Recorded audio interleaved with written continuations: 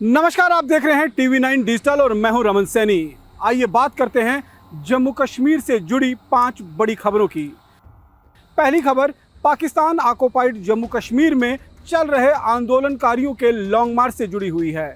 पाकिस्तान अधिकृत जम्मू कश्मीर यानी POJK में पाकिस्तान विरोधी अभियान लगातार तेज होता जा रहा है।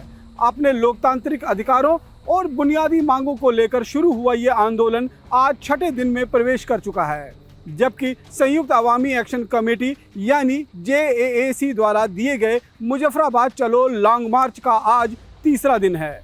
POJK के कोटली, बाग, नीलम घाटी, बिम्बर और अन्य कई इलाकों से हजारों लोग सड़कों पर उतर आए हैं और लगातार मुजफ्फराबाद की ओर आगे बढ़ रहे हैं। फिलहाल ये मार्च रावलाकोट पहुंच चुका है, जहां बड़ी संख्या में प्रदर्शनकारी एकत्रित हुए हैं। JAAC ने 11 जून को मुजफ्फराबाद में एक विशाल रैली और विरोध प्रदर्शन का आह्वान किया है, जिसके लिए लोग दूर दराज के क्षेत्र से पहुंच रहे हैं। हालांकि इस आंदोलन के साथ साथ तनाव भी लगातार बढ़ता जा रहा है। प्रदर्शनकारियों का आरोप है कि पाकिस्तानी सरकार और सुरक्षा बल इस मार्च को कुचलने और रोकने के लिए सख्त कार्रवाई कर रहे हैं। पिछले कई दिनों से प्रदर्शनकारियों और सुरक्षा बलों के बीच जो टकराव की घटनाएं सामने आ रही हैं। ताज़ा जानकारी के मुताबिक बुधवार सुबह यानी कि आज रावलाकोट के ट्रैक ईदगाह क्रिकेट ग्राउंड में एक बार फिर प्रदर्शनकारियों और सुरक्षा बलों के बीच झड़प हुई है। इस दौरान प्रदर्शनकारियों पर आंसू गैस और के गोले दागे गए और फायरिंग की गई। शुरुआती दौर में एक प्रदर्शनकारी के मारे जाने की सूचना मिल रही है। हालांकि अभी तक इसकी सरकारी पुष्टि नहीं हो पाई है। आंदोलन से जुड़े संगठनों का दावा है कि पिछले 6 दिनों में हुई हिंसक घटनाओं में आज एक हुई मौत को मिलाकर कुल 33 लोगों की मौत हो चुकी है, जबकि करीबन 200 से ज़्यादा लोग घायल बताए जा रहे हैं। इन घटनाओं के बाद पूरे क्षेत्र में माहौल बेहद तनावपूर्ण बना हुआ है। अब सबसे बड़ा सवाल ये है कि क्या हजारों प्रदर्शनकारी अपने तय कार्यक्रम के अनुसार मुजफ्फराबाद पहुंचकर 11 जून की रैली को सफलतापूर्वक आयोजित कर पाएंगे, या फिर प्रशासन और सुरक्षा बलों की बड़ी और कड़ी कार्रवाई इस मार्च को आगे रोकने में रोक देगी। लेकिन एक बात साफ नज़र आ रही है कि POK के लोगों का गुस्सा लगातार बढ़ता जा रहा है और बड़ी संख्या में लोग अपनी मांगों को लेकर सड़कों पर डटे हुए हैं। आने वाले कुछ घंटों में मुजफ्फराबाद की बढ़ रहा ये लॉन्ग मार्च किस दिशा की तरफ जाता है, इस पर पूरे क्षेत्र की नज़रें बनी हुई हैं। दूसरी खबर बाबा बर्फानी की आगामी 3 जुलाई से शुरू होने वाली यात्रा से जुड़ी हुई है। आगामी अमरनाथ यात्रा को लेकर जम्मू कश्मीर में सुरक्षा एजेंसियां पूरी तरीके से अलर्ट मोड पर हैं। इस बार सुरक्षा व्यवस्था को लेकर खास चिंता ड्रोन आधारित हमले और लिक्विड ब्लास्ट जैसे संभावित खतरों से जुड़ा हुआ है। इसी को देखते हुए यात्रा मार्ग पर अभूतपूर्व सुरक्षा के इंतजाम किए जा रहे हैं। अमरनाथ यात्रा देश की सबसे महत्वपूर्ण धार्मिक यात्राओं में से एक मानी जाती है, जिसमें हर साल लाखों श्रद्धालु बाबा बर्फानी के दर्शन करने के लिए जम्मू कश्मीर पहुंचते हैं। ऐसे में यात्रा को सुरक्षित और शांतिपूर्ण ढंग से संपन्न करवाना सुरक्षा एजेंसियों के लिए सबसे बड़ी प्राथमिकता और चुनौती रहती है।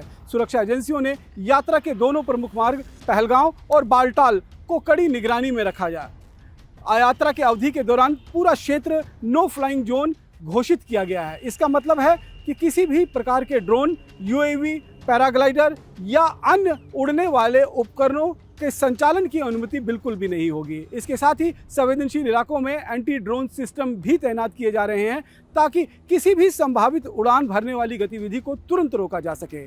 सुरक्षा बलों की टीमें आधुनिक निगरानी उपकरणों और कैमरे की मदद से यात्रा मार्ग पर लगातार नजर बनाए रखेंगे।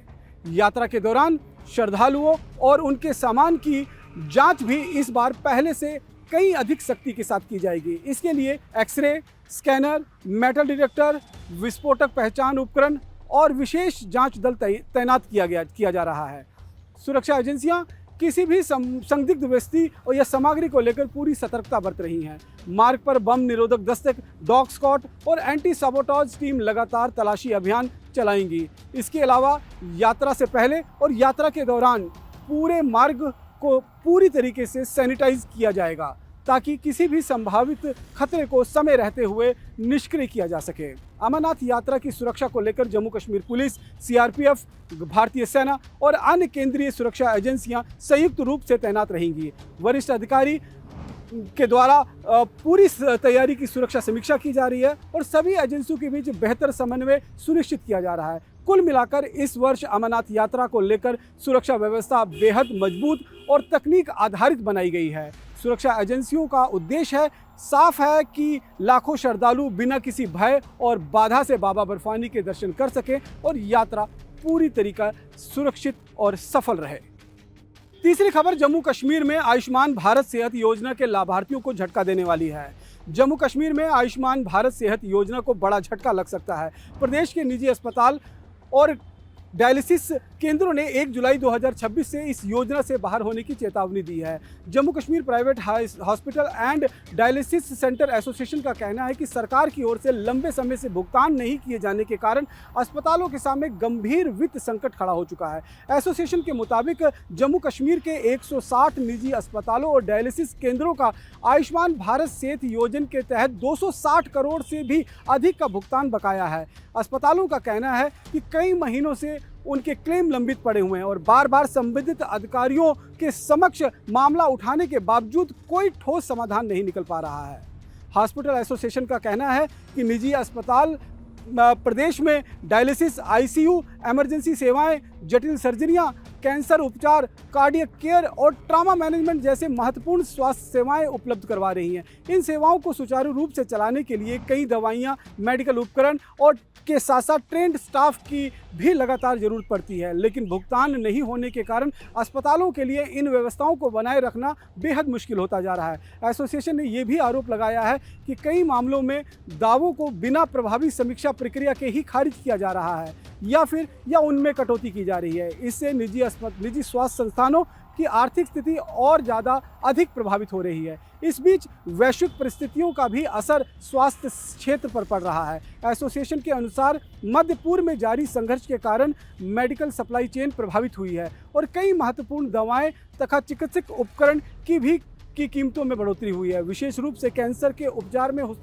इस्तेमाल में होने वाली दवाइयों की उपलब्धियां प्रभावित हुई है। वहीं कार्डियोलॉजिस्ट और ऑर्थोपेडिक सेक्टर में भी होने वाले स्टेंट और इम्प्लांट की भी खरीद महंगी होती जा रही है। अस्पतालों का कहना है यदि जल्द ही बकाया राशि जारी नहीं की गई तो 1 जुलाई से इस योजना से बाहर होने के अलावा उनके पास कोई दूसरा विकल्प नहीं बचेगा। अगर ऐसा होता है तो इसका सीधा असर उन हजारों मरीजों पर पड़ेगा जो इलाज के लिए आयुष्मान भारत सेहत योजना पर निर्धारित है।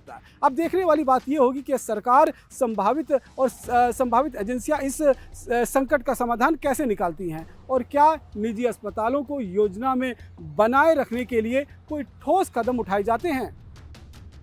चौथी बड़ी खबर देश की सीमाओं से जुड़ी हुई है, जहां पीओके में बिगड़े हालात के बीच पाकिस्तानी सेना की लाइन ऑफ कंट्रोल पर अचानक गतिविधियां बढ़ती हुई दिखाई दे रही हैं। पाकिस्तान अधिकृत जम्मू कश्मीर यानी पीओजेके में जारी उग्र विरोध प्रदर्शन और मुजफ्फराबाद चलो लॉन्ग मार्च के बीच अब नियंत्रण रेखा यानी एलओसी पर पाकिस्तान की गतिविधियां तेज होती दिखाई दे रही हैं।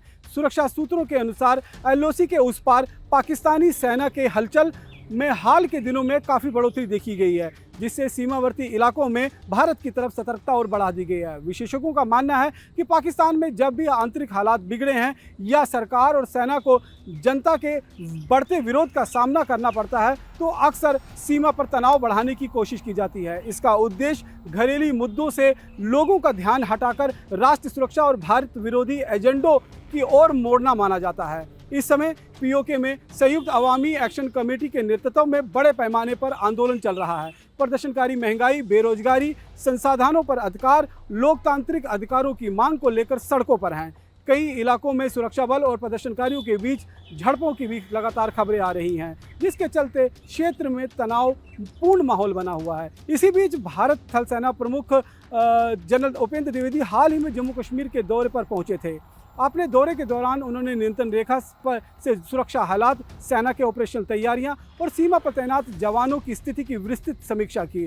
सेना प्रमुख ने वरिष्ठ सेना अधिकारियों के साथ बैठक कर मौजूदा सुरक्षा चुनौतियों से निपटने के लिए रणनीति पर भी चर्चा की। एलओसी पर पाकिस्तान की बढ़ती गतिविधियों के बीच सेना प्रमुख का ये दौरा महत्वपूर्ण माना जा रहा है। भारतीय सेना पहले ही सीमा पर पूरी तरीके से सतर्क है और किसी भी संभावित चुनौती का जवाब देने के लिए पूरी तरीके से तैयार है। सीमावर्ती क्षेत्र में निगरानी तंत्र को और मजबूत किया जा रहा है तथा सभी गतिविधियों पर लगातार नजर रखी जा रही है। जानकारों का कहना है कि पाकिस्तान अतीत में भी कई बार आंतरिक राजनीतिक संकट, आर्थिक चुनौतियां या जन आंदोलन के दौरान सीमा पर तनाव का माहौल बनाकर घरेलू दबाव को कम करने की कोशिश करता रहा है।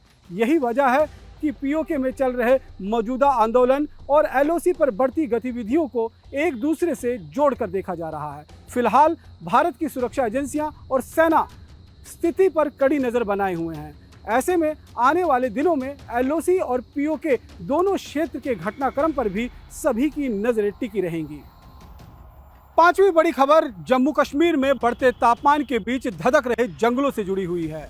जम्मू कश्मीर में लगातार बढ़ती गर्मी और चढ़ते तापमान के बीच जंगल धधक रहे हैं। पिछले 2 दिनों में प्रदेश के कई इलाकों में जंगल में आग लगने की घटनाएं सामने आ रही हैं, जिसमें वन विभाग और प्रशासन की चिंता और बढ़ा दी है। राजौरी, सुंदरबनी, नौशहरा और रियासी के विभिन्न वन क्षेत्रों में लगी आग से बड़े पैमाने पर वन संपदा को नुकसान पहुंचा है। हालांकि अभी तक नुकसान का अंतिम आकलन जारी है, लेकिन शुरुआती रिपोर्टों के मुताबिक करोड़ों रुपए के मूल्य की वन संपदा प्रभावित हुई है।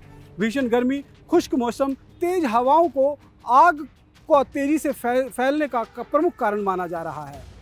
कई स्थानों पर आग ने जंगल के बड़े बड़े हिस्सों को अपनी चपेट में ले लिया है, जिसके बाद वन विभाग की टीमें मौके पर पहुंची हैं और आग बुझाने का अभियान शुरू। पहाड़ी इलाके और कठिन भौगोलिक परिस्थितियों के कारण राहत एवं बचाव कार्य में भी चुनौतियों का सामना करना पड़ रहा है।